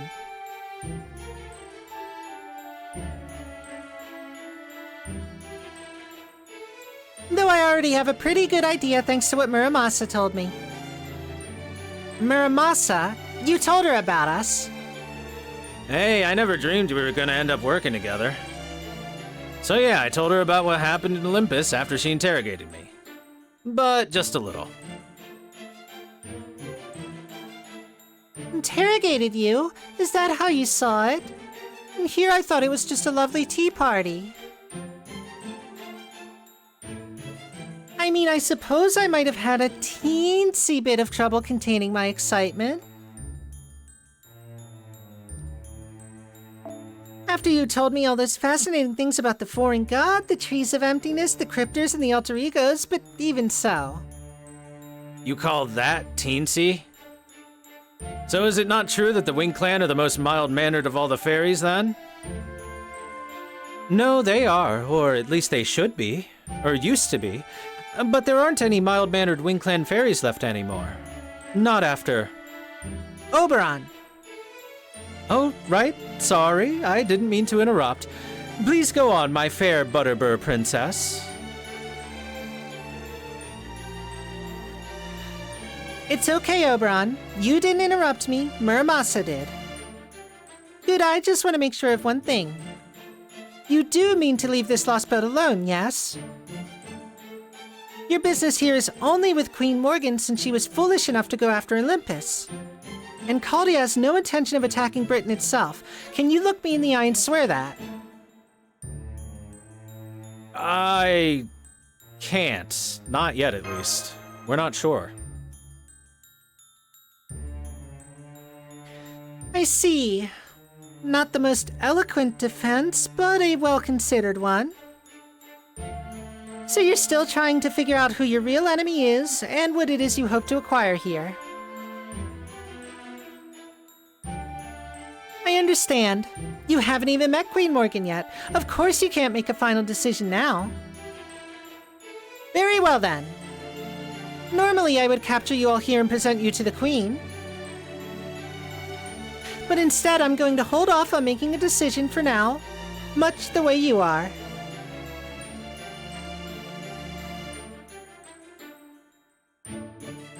As long as Chaldea leaves Britain itself alone, I won't get in your way.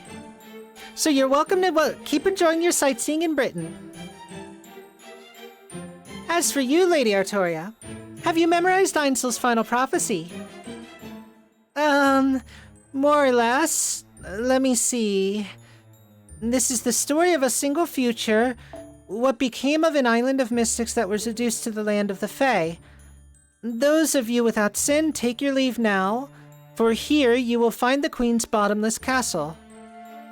But we need only hold out a little longer, for on the dawn of the 2000th year, the King of Salvation will appear. The child who will bring we Fey folk and humans together. The child who will save the world.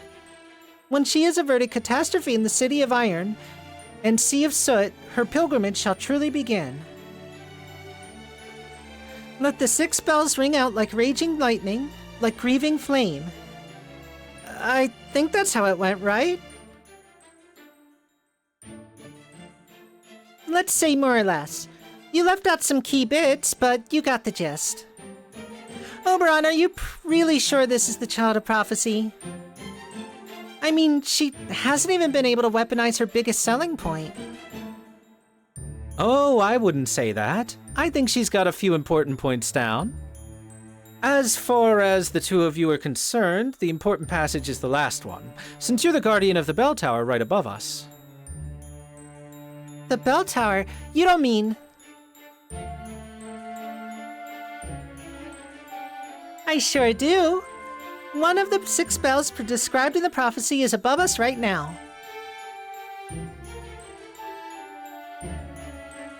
And I believe you found one in Salisbury too, didn't you? Wait, are you saying you didn't come here to ring Gloucester's bell? Well... We were actually hoping to find a human girl named Mash. Do you know anything about her? Mash? Sorry, but no one in Gloucester has ever spoken that word before. Are you sure she's not in another city? Ah, okay. I thought one of your usual crew was missing. What happened? You get separated and come to Gloucester looking for her? Well, yeah, I mean, we heard there was going to be a fairy with an unusual iron weapon being put up for auction. How were we supposed to know that was going to be you? I guess I have to take some of the blame for that. I should have looked into this more closely.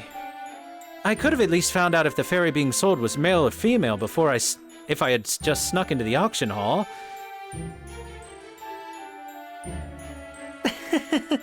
As if you could pull that off.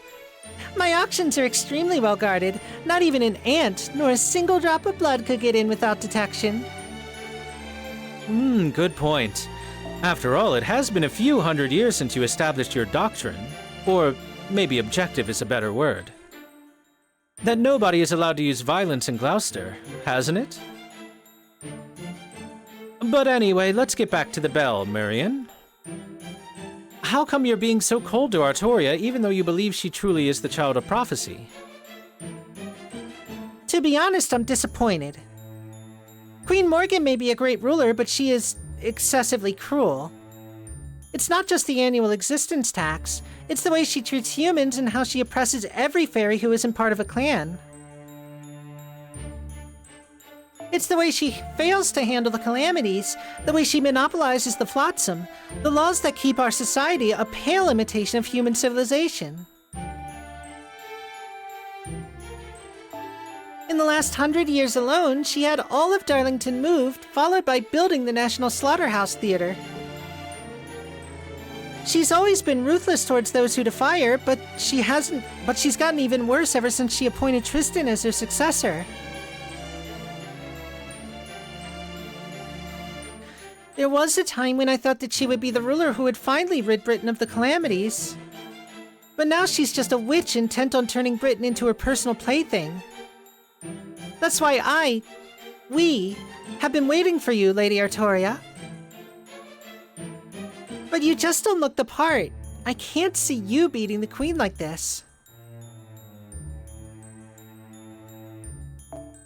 It would be one thing if the other clans were on your side, but neither the Earth clan nor the Wind clan would be willing to make a move as things stand now.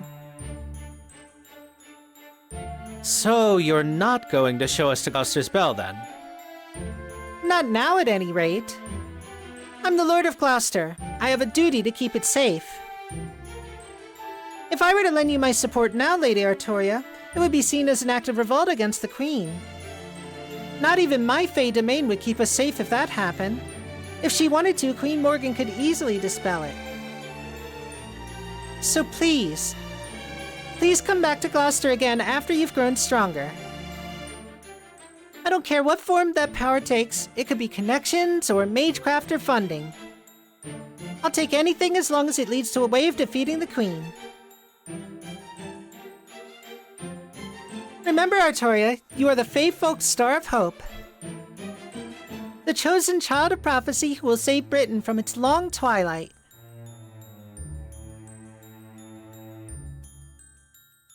So we have to get stronger and come back, huh?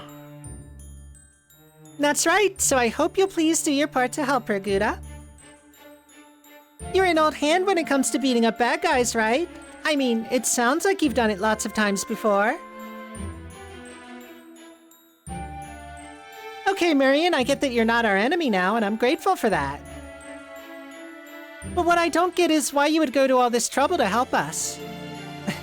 Even given what you already knew about us from Muramasa, we're still outsiders who in some ways pose as much threat as Queen Morgan.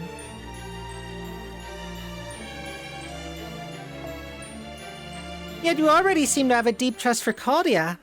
Or rather for Gouda, and that just doesn't add up. Is there something else you're not telling us?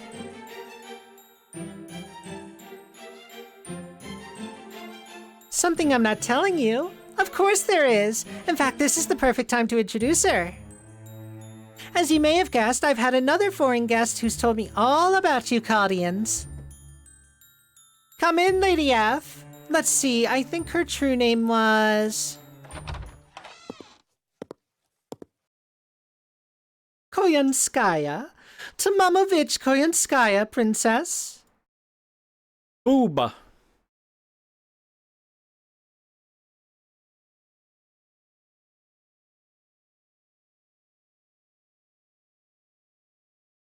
Good day, my dear Caldians. I'm so glad to see you all doing so well.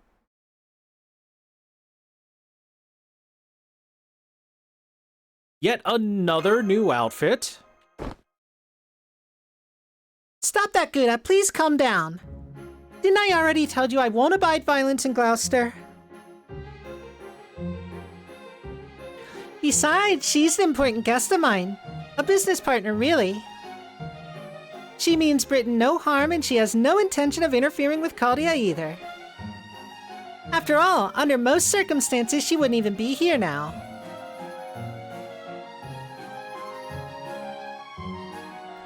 The only reason she's still here is because I insisted she stay after she tried to leave. And why did you do that? Because she's an excellent bodyguard. It's a shame she's so money-grubbing, but her combat prowess more than makes up for it. I especially love that she can hold her own against the Moor. This way I don't even have to bow and scrape to the Fang Clan or the Tamlin.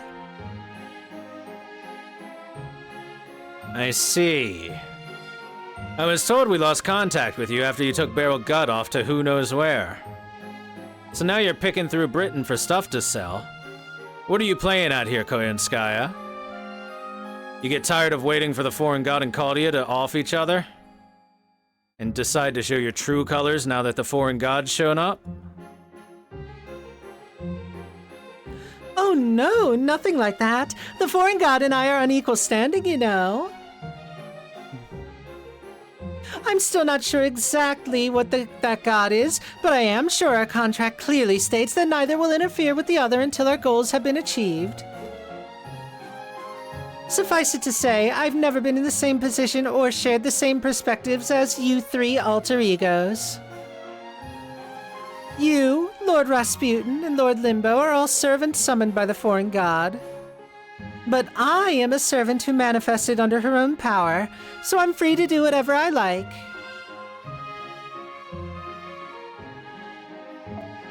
I'm only staying here now because I found Lady Marion's proposal appealing. I have no interest in this British Lostbelt. Or in you Caldians who are apparently determined to get yourselves killed by sticking your noses in where they don't belong. Or in whatever Queenie is up to. Or in Fairy Britain's humans, for that matter. I do hope I've made myself clear. So in that case, what have you been up to until now? Why, stocking up on new merchandise, of course. I've been filling my metaphorical larders with all sorts of rare delicacies unique to the land of the Fae. Every other Lostbelt has either been on its last legs or had meager offerings or was secluded or something out of science fiction. Honestly, none of them really had much to offer, but Britain is a whole other story. The creatures here are equal parts unique, adorable, and vicious. They're just the sort of models I was looking for, the kind I can use to strike fear into all of humanity. Please don't rile them up, Koyanskaya. We were just coming to an agreement. I swear, why do you always paint yourself in the worst possible light when you have so much beauty to offer both inside and out? I expect to be working with the Chaldeans in the future, so please do your best to get along with them, okay? Oh, very well. If that's what the client wants, that's what the client shall get. So on that note, Lord Gouda, Lady Da Vinci, I know we've had our differences in the past, but here in Britain, we're both on proper human history's side. So I propose we let bygones be bygones and focus on accomplishing our respective goals. Or at least until you're reunited with MASH. Doesn't that sound fair, Gouda? Sus.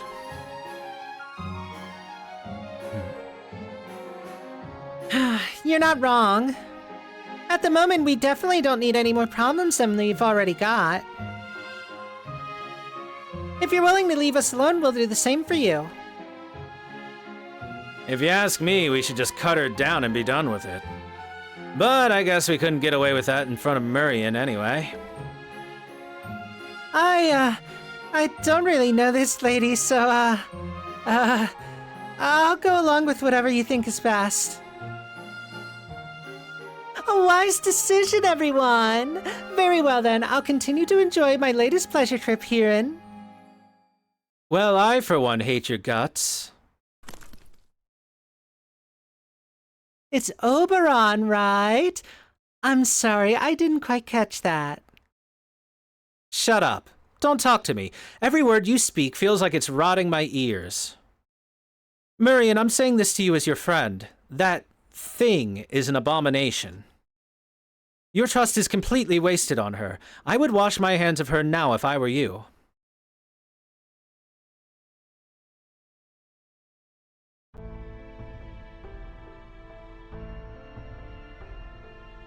Well, that couldn't have ended much worse than it did. You must have done some really heinous things to them, Koyanskaya. Oh, absolutely. Between wiping out Lord Goldhoff's team of mercenaries, occupying Chaldea's headquarters, and turning its personnel into ice cubes, I'd say they came by that hate honestly. But I don't know anything about that Oberon servant. Who is he? He doesn't seem to be from Fairy Britain. Oberon just showed up in the Welsh forest about 2 months ago. He's a heroic spirit from proper human history. Oh yes, I guess that makes him a servant.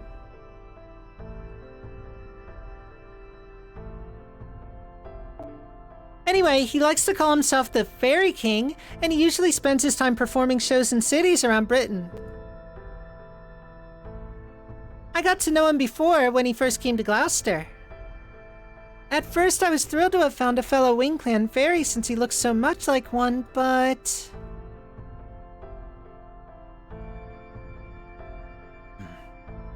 I'm sorry, I don't have to tell you this, but it would be dishonest not to say anything.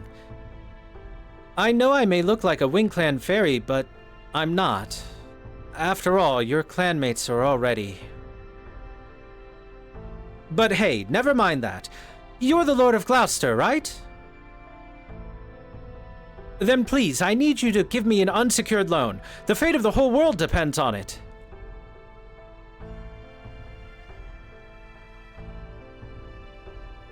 Well, as you saw, he's a very bright and cheerful character. More of a jester king than a fairy king, really. But He's also the one who told me ahead of time that the Child of Prophecy would be coming here. I see. Hopefully he just has keen instincts, but either way, it's probably better to squash annoying bugs like him at the first opportunity.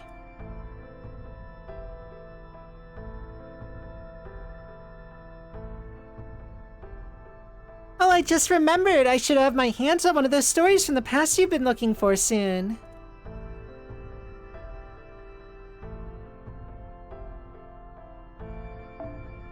There aren't many fairies left who remember what things were like 2,000 years ago during the Fae era.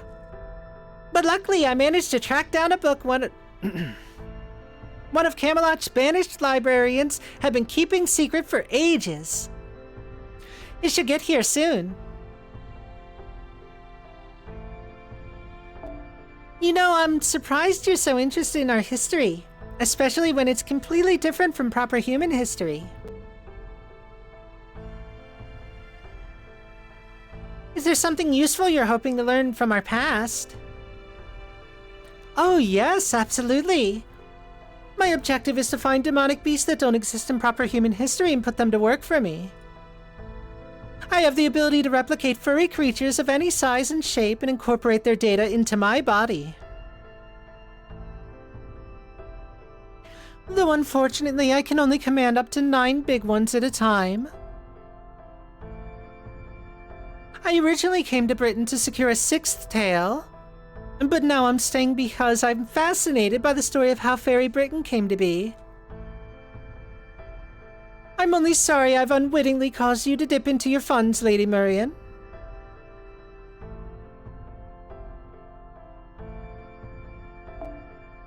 Oh, don't worry about that. I used to be quite the avid researcher myself before I became the Lord of Gloucester. I used to spend hours holed up in the library against my father's wishes, absorbed in the legends of Ash.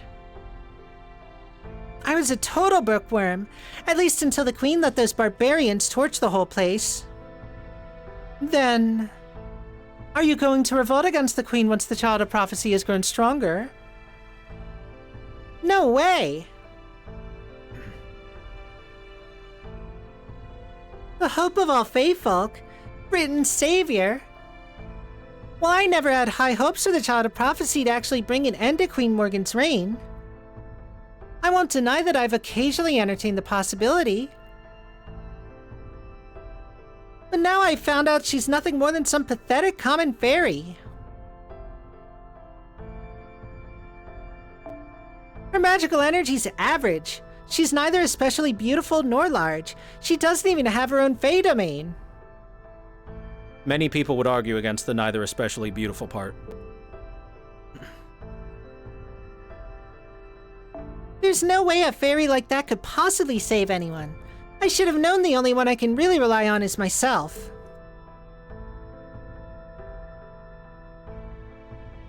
It's a shame I ended up letting Senji Muramasa go after all the time I put into him. But as long as I have you helping me, I don't need the so-called Child of Prophecy at all. No, I think I'll just use Caldia and the Child of Prophecy. Ideally, I'm hoping that that disgusting human mage actually manages to take down one of the Tamlin.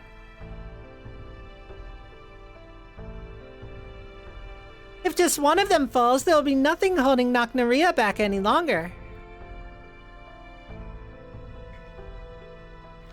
Queen Morgan, Naknaria, the Child of Prophecy, and Gouda. No matter who's left standing, I'll have plenty of game pieces to play with.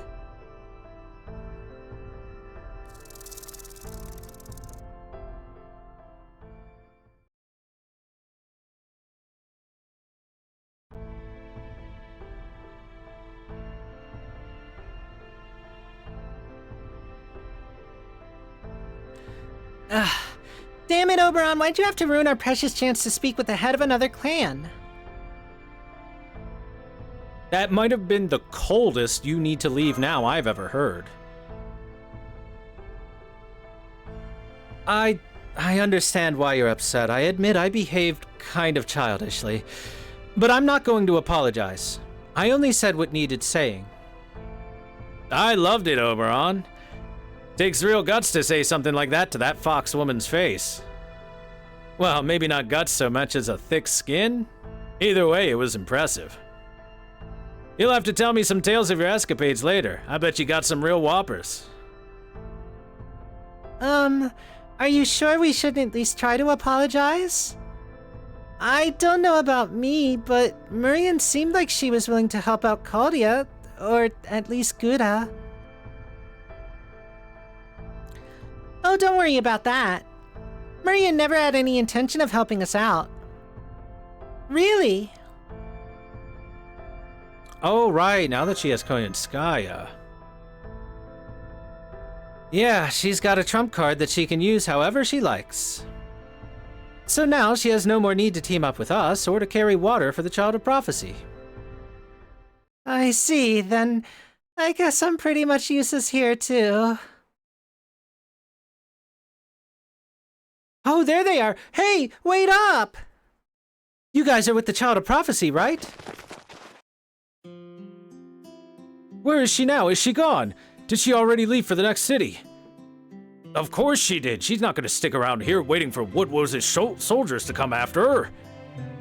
Aw, I was really hoping to see her in person. Not that I blame her. I mean, she's the Child of Prophecy. Is there something I can do for...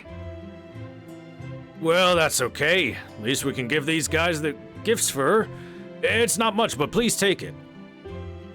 We always believed in the Child of Prophecy and that she would appear someday. So we've been saving what we could for when the time came.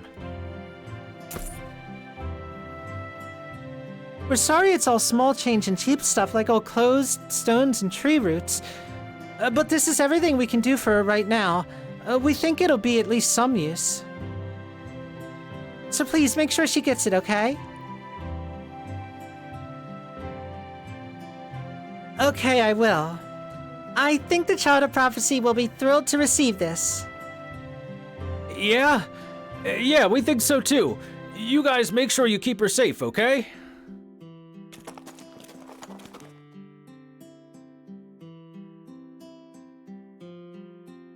Wow, it's a small mountain of gifts.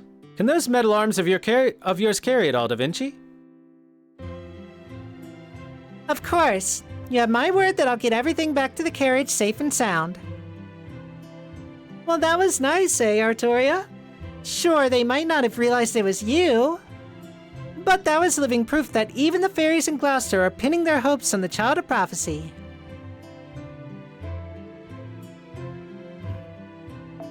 You're right, and with this many materials and magecraft goodies, we won't have to worry about keeping Gouda fed for some time. Well, while I wish we could have spent a night here to enjoy more of what Gloucester has to offer, the fact that the lower-class fairies here know about the auction incident now means that the Queen's army must know about us too. So I'm afraid we can't stay here much longer. I guess that's true. But we still haven't found any new leads on MASH. If Murian hasn't heard anything about her, then there aren't any leads here to find.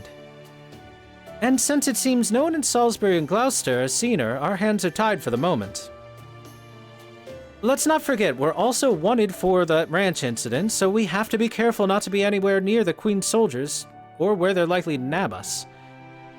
So I think we should stop looking for her ourselves and head somewhere safe, at least for now. Sorry, I have to ask, but would it be suicide to go to other cities? Yes, it would. That goes for Salisbury too. It's too dangerous right now. So instead, what if we kept looking for MASH via different means? You guys can lay low, and in the meantime, I'll go around to the different areas looking for information on her. Just because you guys can't look for her now doesn't mean I can't, after all. Give me 3 days and I should be able to find out all the latest news in Britain. After that, we'll know where to go next. Okay, but in the meantime, where should we hide? Don't you worry. I've already thought of that. In fact, you could say the land out here is why I thought to make this suggestion in the first place. So we'll be camping out for a while, huh? Then we'll have to look for an out-of-the-way campsite.